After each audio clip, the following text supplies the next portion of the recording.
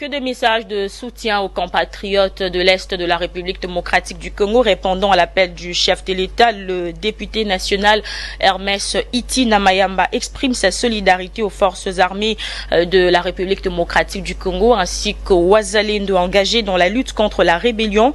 du M23. L'élu de la circonscription électorale de la Tchangou ici à Kinshasa a une fois de plus interpellé la communauté internationale sur son silence qui s'apparente à une complicité avec l'agresseur. Mes chers compatriotes, en ma qualité de député national de la République démocratique du Congo, je tiens ici à condamner fermement l'agression rwandaise et de ses supplétifs dont notre pays est victime. Ici, je voudrais appeler toute la communauté internationale et la prendre en témoin que notre pays, le Congo, la République démocratique du Congo, est victime de l'agression barbare de l'armée rwandaise et de M23. Et ici, je voudrais appeler tout notre peuple, le peuple congolais, à se ranger derrière le commandant suprême,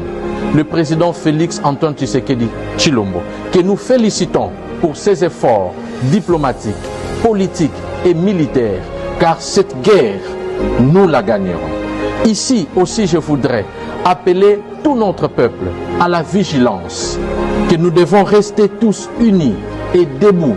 pour combattre cette agression afin que l'ennemi ne prenne jamais place dans les limites des frontières de notre cher et beau pays. C'est à nous de défendre ce pays. C'est à nous, jeunesse, de prendre notre avenir à bras le corps afin que nous puissions chasser l'ennemi dehors. Je voudrais aussi profiter de cette occasion pour féliciter nos vaillants militaires, nos forces armées, le FARDC